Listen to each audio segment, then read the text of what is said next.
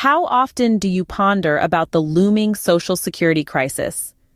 Now that's a question that might seem out of the blue for many, but it's one that holds immense significance in today's world. You see, there's a crisis happening right under our noses, a crisis that is as widespread as it is unseen.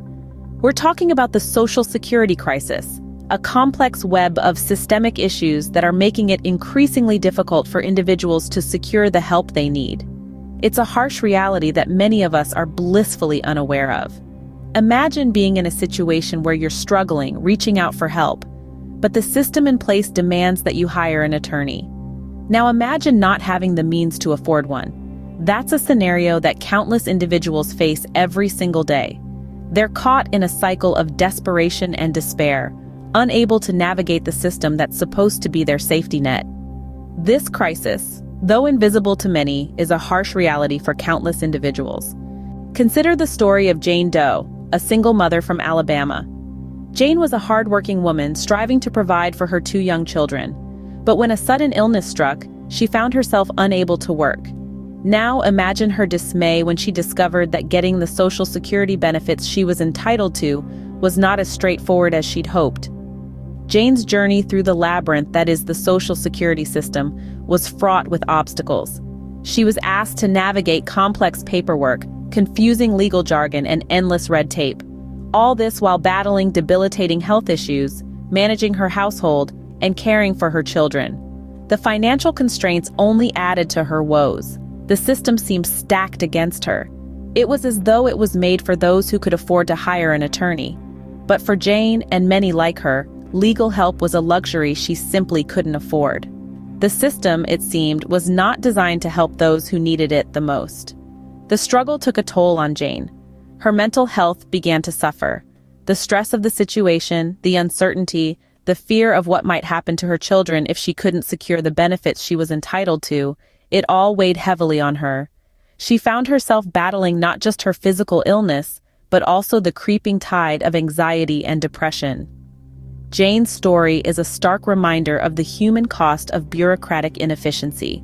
It highlights the very real struggles that many Americans face while trying to navigate a system that should be there to assist them in their time of need, but instead often ends up exacerbating their problems. It's worth noting that Jane's case is not unique. There are countless others out there struggling in silence, grappling with the same issues, the same hurdles, the same systemic failures. They too are victims of a system that seems more interested in creating obstacles than offering assistance. Jane's story is not an isolated case, but rather a reflection of a systemic issue. A reminder that we as a society need to do better.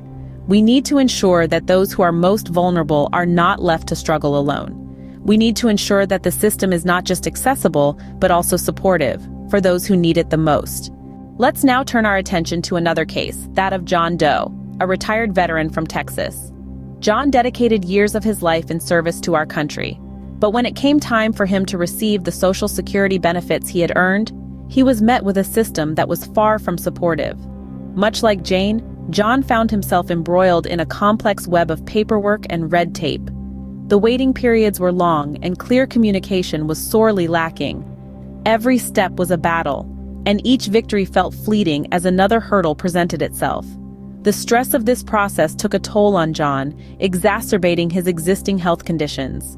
The physical toll was significant, but the mental and emotional strain was equally damaging. John was left feeling frustrated, overwhelmed, and forgotten. His story, like Jane's, underscores the dire need for a more empathetic, efficient, and responsive system. John's struggle, much like Jane's, is yet another testament to the urgent need for reform. It's another reminder that the system, as it stands, is failing those it is meant to support. Meet Mary, a disabled worker from New York. Mary's journey through the Social Security system was fraught with even more challenges due to her disability. Despite the system claiming to support people like her, the lack of accommodations for disabled individuals was glaringly apparent. The system, already complex and convoluted, seemed to have no consideration for those with additional needs. It was as if they were forgotten. Mary faced barriers at every turn, from inaccessible offices to forms that were not disability-friendly. Her struggle was not just against the bureaucratic red tape, but also against an environment that did not accommodate her needs. Mary's story is more than just another case of a flawed system, it's a call to action for more inclusive policies. The lack of consideration for disabled individuals is a stark reminder of the systemic issues we need to address. Mary's experience is a wake-up call for us to create a more inclusive and accessible system.